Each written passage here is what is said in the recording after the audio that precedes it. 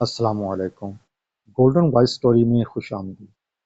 آج کی اس ویڈیو میں میں آپ کو ایک معصوم لڑکی کے اوپر بیتی ایک سچی کہانی سنانے جا رہا ہوں، لیکن کہانی سنانے سے پہلے نئے آنے والوں سے گزارش ہے کہ گولڈن وائس سٹوری کو سبسکرائب کیجئے اور ہماری ویڈیو سب سے پہلے دیکھنے کے لیے بیل آئیکن کو کلک کیجئے۔ چلیے شروع کرتے ہیں کہانی۔ 2-3 دن پہلے میں نے چاند سی بیٹی کو جنم دیا، اس لیے آج ہمارے گھر میں خوشی کا سما تھا۔ اللہ نے ہمارے گھر میں بیٹی کی صورت میں رحمت پیدا کر دی تھی۔ میرا شوہر اور میری ساس بے حد خوش تھے، کیونکہ ان کے گھر کی یہ پہلی خوشی تھی۔ مجھے محسن نے بتایا تھا کہ آج اس کے ابا 4 سال بعد گھر لوٹیں گے۔ یہ خبر سنتے ہی میری ساس کی خوشی کا کوئی ٹھکانہ نہ رہا۔ وہ کمرے سے اٹھ کر صحن میں آئیں تاکہ آنے والے مہمان کو شربت پیش کر سکیں۔ میں کچن کے سامنے رکی، گھر کا دروازہ کھلا اور کوئی گھر کے اندر داخل ہوا۔ پردے کی وجہ سے کافی خواتین نے چہرہ چھپا لیا تھا۔ باہر سے آنے والا شخص وہی تھا جس کی سب کو عمر بھر سے تمنا تھی۔ میری ساس اور محسن پرجوش انداز میں دروازے کی طرف بڑھے۔ میں نے سکتہ بھرے انداز میں اس کی طرف چہرہ اٹھا کر دیکھا تو میرے ہاتھ میں پکڑا جوس کا گلاس زمین بوس ہو گیا۔ جہاں کانچ کا گلاس چکنا چور ہوا تھا، وہیں جوس پورے فرش پر بکھر گیا۔ محسن اس شخص کو بابا جان کہہ کر پکار رہا تھا اور میرا پورا وجود جیسے ٹھنڈے پسینے میں شرابور ہو چکا تھا۔ میں نے سنا تھا کہ دنیا گول ہے، مگر آج اس حقیقت پر مکمل یقین ہو گیا تھا۔ میں چہرہ چھپا کر واپس مڑنے لگی کہ اچانک مجھے محسن نے آواز دی، نبیلہ ادھر آؤ۔ میرے واپس لوٹتے قدم وہیں رک گئے اور میرے دل کی دھڑکنیں خوف کے مارے ناہموار ہونے لگی، مگر میں اپنے قدم مزید آگے نہیں بڑھا سکتی تھی۔ ہمت کر کے واپس مڑی، تب محسن نے میرا ہاتھ پکڑ کر مجھے اپنے باپ کے سامنے لا کھڑا کیا، ساتھ ہی بولا، ابا جی، یہ آپ کی بہو نبیلہ ہے۔ میرے سسر نے پہلے تو ایک سرسری نظر ڈالی، پھر گہری نظروں سے مجھے دیکھتے ہی بولا، ماشاءاللہ، بڑی پیاری بچی ہے۔ ان کی یہ بات سننا تھی کہ میں کچن کا بہانہ بنا کر وہاں سے واپس نکلا۔ واپس کمرے میں جاتے ہی میں نے کھڑکی سے دیکھا، میرا سسر میری بچی کو اٹھا کر پیار کر رہا ہے اور سینے سے لگا رہا ہے۔ میرا جی چاہا کہ بھاگ کر اس سے اپنی بچی چھین لوں، مگر میں کیا کرتی، میں تو مجبور تھی۔ کاش کہ کچھ میرے بس میں ہوتا۔ میں کھڑکی بند کر کے وہیں بیڈ پر گر گئی۔ میری آنکھیں جو پچھلے کئی دنوں سے آنسو بہا بہا کر خشک ہو چکی تھیں، ایک دم سے چھلک پڑیں اور ان کی پرانی یادیں میرے دل و دماغ کو چھلنی کرنے لگیں۔ مجھے یاد ہے وہ وقت جب میں 13 سال کی تھی، جب میرے باپ نے اپنے نشے کی ضرورت کو پورا کرنے کے لیے مجھے کسی جسم فروش والے اڈے پر بیچ دیا تھا۔ میں وہاں روتی پیٹتی رہی، مگر میری کسی نے ایک نہ سنی۔ پھر اللہ کی کرنی ایسی ہوئی کہ رات کو پولیس نے اسی محل پر چھاپا مارا۔ کئی ملزموں کو گرفتار کر لیا گیا اور ان سب کے ساتھ مجھے بھی بے قصور پکڑ لیا گیا۔ وہ لوگ ہمیں پولیس اسٹیشن لے گئے، باقی سب لڑکے اور لڑکیاں نارمل انداز میں کھڑے تھے، مگر میں خوف کے مارے کانپ رہی تھی۔ تبھی ایک عورت آئی، مجھے بالوں سے پکڑا اور کہا، ابھی تو زمین سے نکلی نہیں اور گندے کاموں میں پڑ گئی۔ درد کے مارے میری چیخ نکل گئی۔ میں نے کہا، خدارا ایسا نہ کرو، میں نے کچھ نہیں کیا، میں بے قصور ہوں۔ مگر ان لوگوں میں رحم نام کی کوئی چیز نہیں تھی۔ میں وہیں کھڑی رونے لگی۔ میں نے کہا، میرا کوئی گناہ نہیں، یہ لوگ مجھے زبردستی یہاں لائے ہیں۔ آج ہی میرے پاپا نے مجھے ان لوگوں کو بیچا ہے۔ خدا کے لیے مجھے کہیں لے کر مت جاؤ اور مجھے آزاد کر دو۔ میں اس عورت کے آگے ہاتھ جوڑ کر گر گڑا رہی تھی۔ اور معافی مانگ رہی تھی، مگر مجال ہے کہ وہ عورت ٹس سے مس ہوئی ہو۔ وہ مجھے کھا جانے والی نگاہوں سے دیکھ رہی تھی۔ تبھی ایک ہٹا کٹا آدمی اپنی مونچھوں کو تاؤ دیتا ہوا کمرے میں داخل ہوا۔ بولا، کیا کہتی ہے یہ لڑکی؟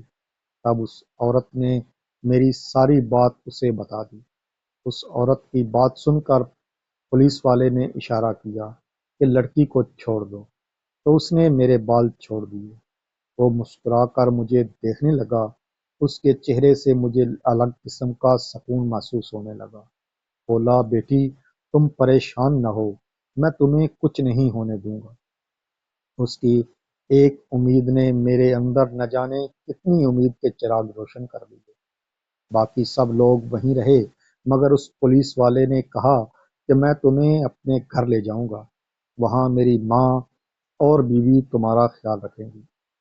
اس کی بات سن کر مجھے بہت تسلی ہوئی۔ میں اس کے ساتھ اس کی گاڑی میں سوار ہو گئی۔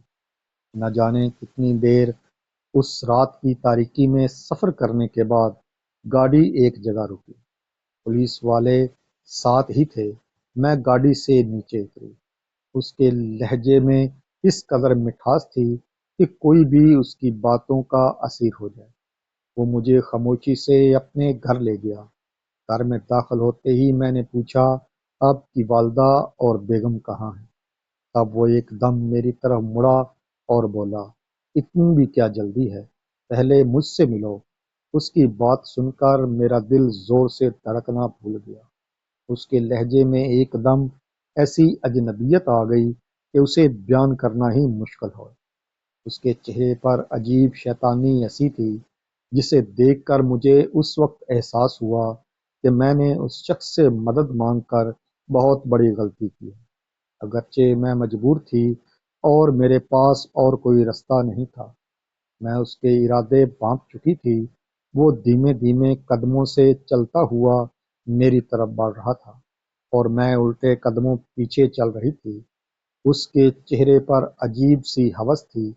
پھر اس اگلے لمحے میں اس شخص نے مجھے برباد کر دیا۔ میں روتی رہی، مگر اس ویران جگہ پر میری مدد کو کون آتا؟ وہ شخص مجھ پر بھاری تھا۔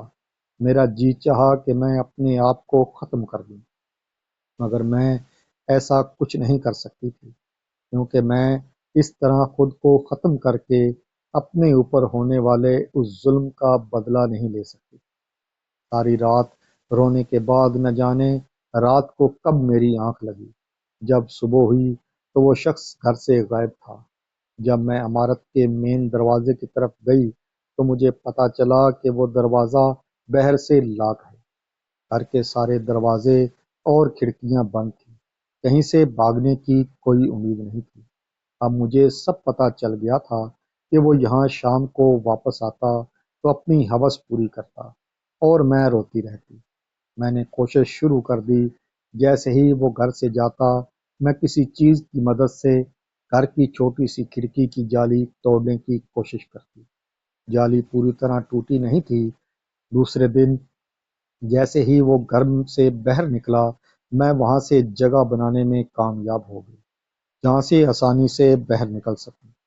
میں جلدی سے بھاگی، کیونکہ میں جانتی تھی کہ جب اسے پتہ چلے گا تو وہ میرا پیچھا کرے گا۔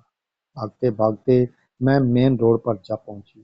وہاں جاتے ہی ایک بس میں سوار ہو گئی۔ مجھے نہیں پتا تھا کہ بس مجھے کہاں لے جائے گی۔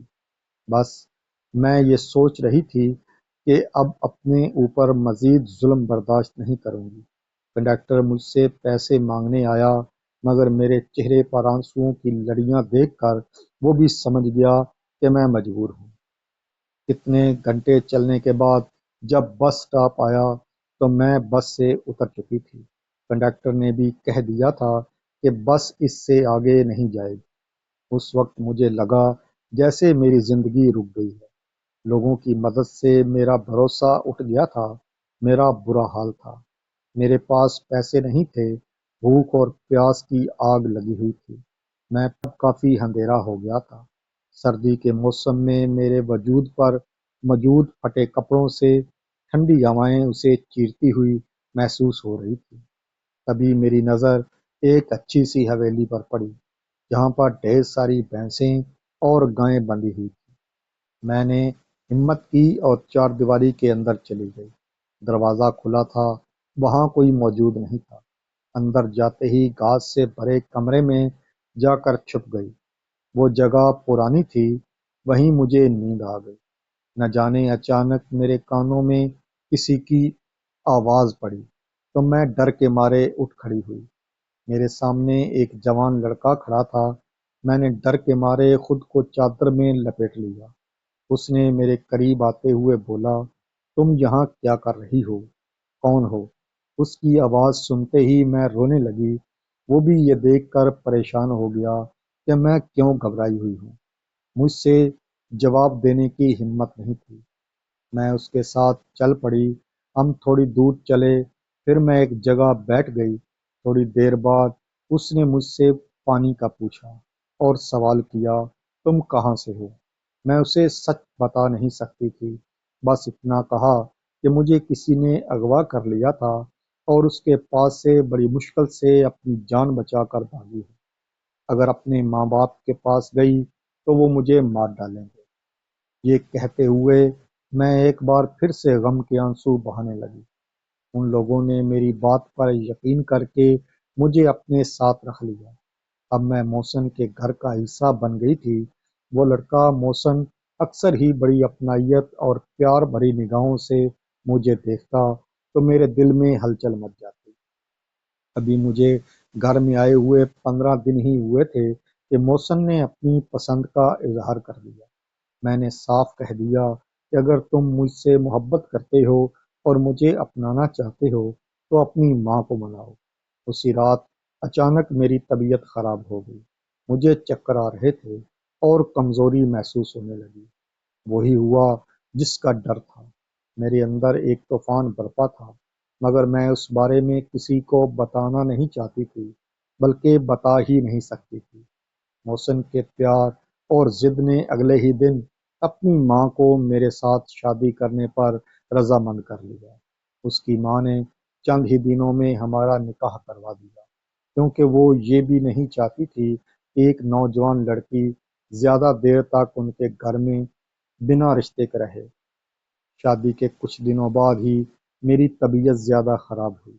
میری ساس اور شوہر مجھے ڈاکٹر کے پاس لے گئے۔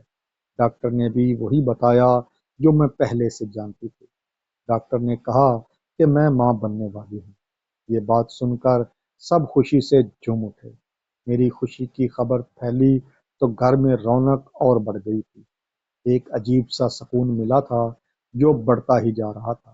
پھر میری بیٹی پیدا ہو گئی، مگر میرا دل بہت دکھی تھا۔ پھر مجھے اپنے سسر کی واپسی کی خبر ہوئی۔ 4 سال پہلے وہ اپنی نوکری کے سلسلے میں گھر سے باہر گئے تھے اور پھر اپنی زیادتیوں اور گھر کی بے روزگاری کے چلتے انہوں نے کبھی پلٹ کر واپس نہیں دیکھا تھا۔ وہ واپس آ رہے تھے، مگر جب میں نے انہیں دیکھا تو میرے دماغ کی نس پھٹنے لگی تھی۔ یہ وہی شخص ہے جس نے مجھے برباد کیا تھا۔ میرے وہم و گمان میں بھی نہیں تھا کہ وہ میرے سسر ہوں گے۔ میں سہم کر رہنے لگی اور اپنے سسر کے سامنے آنے سے کتراتی تھی۔ اگر کسی مجبوری کے تحت ان کے سامنے آتی تو وہ مجھے بری نظر سے دیکھتا، جس سے میرے دل میں آگ لگنے لگتی۔ جی کرتا تھا کہ سب کچھ بتا دوں، مگر بتا نہیں سکتی تھی۔ میں نے کوشش کی کہ میرا سسر سے سامنا نہ ہو، لیکن ایک دن جب میں غسل کر کے نکلی تو میرے سسر صحن میں ہی بیٹھے تھے۔ میں نے فوراً خود کو چادر میں ڈھانپ لیا کیونکہ ان کی نظریں مجھ پر گڑی ہوئی۔ میں جلدی سے اپنے کمرے میں بھاگ گئی، مگر ان کی پیچھا کرتی نگاہوں سے مجھے خوف آنے لگا تھا۔ اس رات حسب معمول میں اپنی بیٹی کے لیے دودھ گرم کرنے کچن میں گئی۔ مجھے لگا میرے پیچھے کوئی آ کر کھڑا ہوا۔ میں نے پیچھے پلٹ کر دیکھا تو اپنے سامنے کھڑے شخص کو دیکھ کر میرے حواس ہی ختم ہو گئے۔ وہ کوئی اور نہیں، میرا سسر تھا۔ مجھے دیکھتے ہی وہ شیطانی ہنسی سے مسکرانے لگا۔ تم کیا سمجھتی ہو کہ تم میرے بیٹے پر ڈورے ڈالو گی اور میں تمہیں اتنی آسانی سے جانے دوں گا؟ میں جانتا ہوں تم یہاں میرے بیٹے سے بدلہ لینے آئی۔ بتاؤ یہ بچہ کس گناہ کے نتیجے میں پیدا کیا ہے؟ تم نے، کیونکہ میں جانتا ہوں تم جیسی عورتیں کبھی بھی ایک مرد کے ساتھ نہیں رہ سکتی۔ اس کی باتیں سن کر مجھے اس سے اور بھی گھن آنے لگی۔ میں خاموشی سے وہاں سے کمرے کی طرف لوٹنے کے لیے مڑی تو میرے سسر نے میرا ہاتھ پکڑ لیا اور بولا، تم ایسے نہیں جا سکتی، میں تمہارے ساتھ وہی کروں گا جو پہلے کیا کرتا تھا۔ اگر تم سوچ رہی ہو کہ میں تمہارے بارے میں کسی کو نہیں بتاؤں گا تو یہ تمہاری بہت بڑی بھول ہے۔ تم میرے ساتھ گناہ کر چکی ہو، اس لیے میرے بیٹے سے نکاح جائز نہیں۔ میں تمہیں آخری موقع دے رہا ہوں کہ تم یہاں سے چلی جاؤ اور اس بچی کو بھی اپنے ساتھ لے جاؤ۔ میں تم جیسی عورت کو اپنے گھر کی چھت نہیں دے سکتا۔ مجھے اس کی ایسی باتیں سن کر یقین نہیں آ رہا تھا۔ میں نے کہا، محسن تم جیسے باپ کی اولاد ہے، تم جیسا باپ خدا دشمنوں کو بھی نہ دے، اور جس بچی کو تم گندگی کہہ رہے ہو وہ تمہاری اپنی اولاد ہے، کسی اور کی نہیں۔ میری یہ بات کہنے کی دیر تھی کہ وہ پھٹی پھٹی آنکھوں سے مجھے دیکھنے لگا۔ اس کے چہرے سے ہوائیاں اڑنے لگی تھی۔ تم جھوٹ کہہ رہی ہو، یہ سب جان بوجھ کر کر رہی ہو تاکہ میں تمہیں یہاں رہنے دوں۔ میں نے اس کی آنکھوں میں دیکھا اور بولی، یہی سچ ہے، تم بھول گئے، تم نے کئی بار مجھے برباد کیا تھا، اب تم اسے گندگی کہہ رہے ہو۔ میں چنگاڑ رہی تھی، میری کمزور وجود میں اتنی ہمت نہیں تھی، مگر آج نہ جانے کیسے آ گئی۔ وہ ساکت کھڑا میری ہر بات کا جواب سن رہا تھا۔ میری ان باتوں پر وہ وہیں زمین پر بیٹھ گیا اور رونے لگا۔ نہیں نہیں، ایسا نہیں ہو سکتا۔ اس کی آنکھیں مسلسل بہہ رہی تھیں، مگر مجھے ان چیزوں سے کوئی فرق نہیں پڑتا تھا۔ آنسو اس کے لیے کوئی معنی نہیں رکھتے تھے، جس نے میری زندگی برباد کی تھی۔ کچھ لمحے اپنے کیے پر ماتم کرنے کے بعد وہ اچانک اٹھا۔ نہیں، یہ نہیں ہو سکتا۔ اس کا دماغ خراب ہو گیا تھا۔ وہ گھر سے نکل گیا اور کبھی لوٹ کر نہیں آیا۔ اس رات میں برسوں بعد سکون کی نیند سوئی تھی۔ گھر میں ایک تماشا تھا کہ وہ کہاں چلے گئے۔ میں خاموشی سے تماشا دیکھ رہی تھی۔ پھر آخر کار وہ ہم سب کو چھوڑ کر واپس چلے گئے، ہمیشہ کے لیے۔ میں نے اپنے شوہر کو سسر کے جانے کی اصل وجہ نہیں بتائی۔ میں نے دنیا کی حقیقت کے بارے میں کسی سے کچھ نہیں کہا۔ اب میں دعا کرتی ہوں کہ میرا سسر کبھی لوٹ کر نہ آئے۔